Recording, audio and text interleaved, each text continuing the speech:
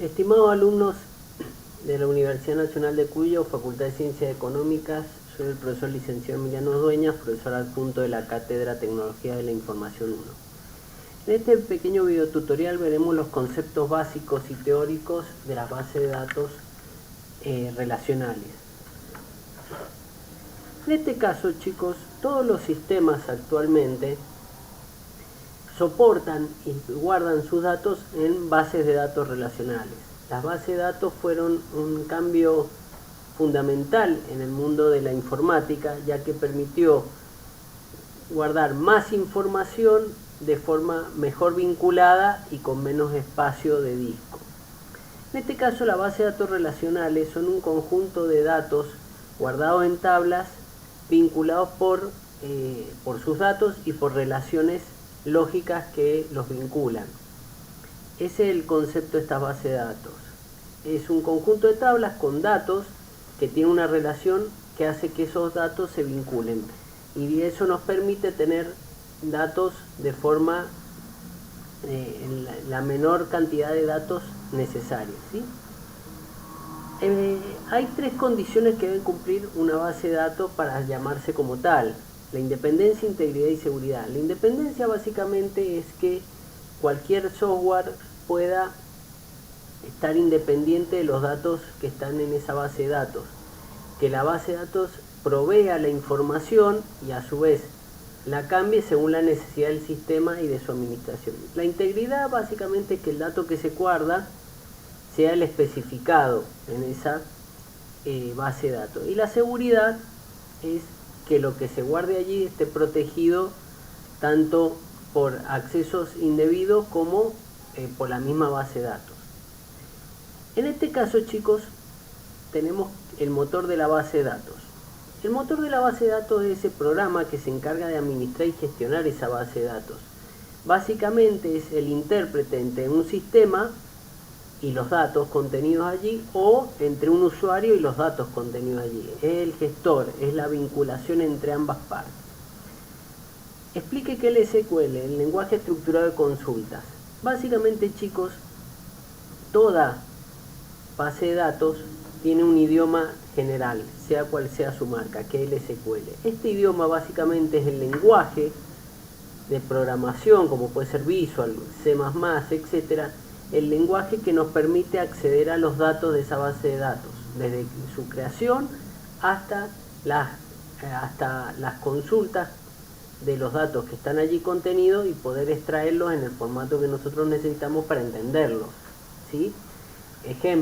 Por ejemplo, nosotros tenemos la base de datos de la facultad donde están todos los datos de los alumnos, y por ejemplo, mediante una sentencia SQL podríamos extraer los alumnos aprobados de la materia de tecnología de la información del año 2016.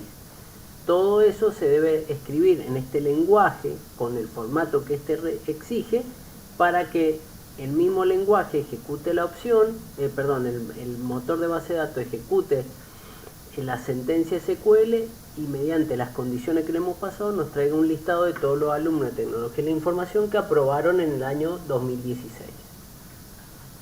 ¿Qué son las tablas en una base de datos? Básicamente cada tabla es, como veníamos viendo, es como una hoja de Excel donde tiene campos y cada campo tiene datos guardados. Las tablas se configuran mediante un análisis que hacen los creadores de la base de datos, mediante un análisis en base a los datos que allí desean guardar. A su vez, cada tabla está conformada por campos, que son como las columnas en Excel que vimos antes, y cada campo tiene un nombre descriptivo y un tipo de dato que allí se guardará. En este caso, el guardado de datos es mucho más exigente, más íntegro que lo que era en Excel, que por ahí podíamos tener una celda como número y escribir una letra, etc. El campo principal o campo clave. Este concepto lo voy a explicar teóricamente y después cuando lo apliquen van a terminar de entender el concepto. Básicamente el campo clave es el campo unívoco y principal de una tabla. Por ejemplo, el campo unívoco, si quisiéramos tener la tabla de todos los datos de un alumno, sería el legajo en el caso de la facultad. Ese campo único que representa todo el registro y que representa a la persona. Como habíamos dicho, el registro es único para cada alumno de la facultad. Si lo pensamos a nivel más bien de Argentina, sería el DNI. ¿Qué tipos pueden ser los campos? Los campos hay diferente variedad según la configuración según el tipo de base de datos, según la marca, pero por lo general son numéricos, texto, fecha, muy similares a los de Excel. En este caso vamos a trabajar con Access, pero eso depende de la base de datos. ¿Qué guardan los campos de una tabla?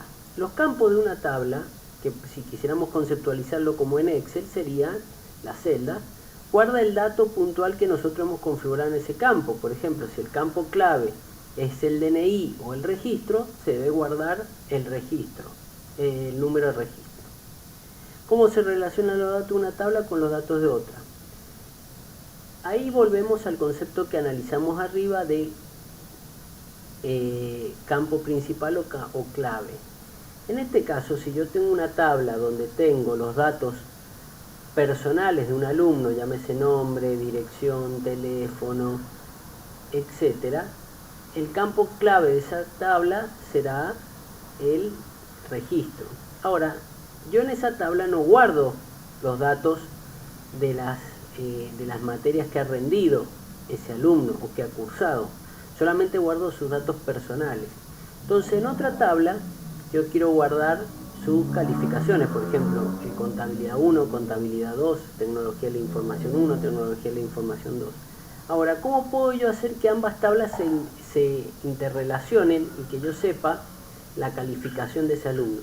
Bueno, mediante ese campo clave tiene que ser igual y unívoco. Por ejemplo, yo puedo poner el número de registro en ambas tablas como clave principal.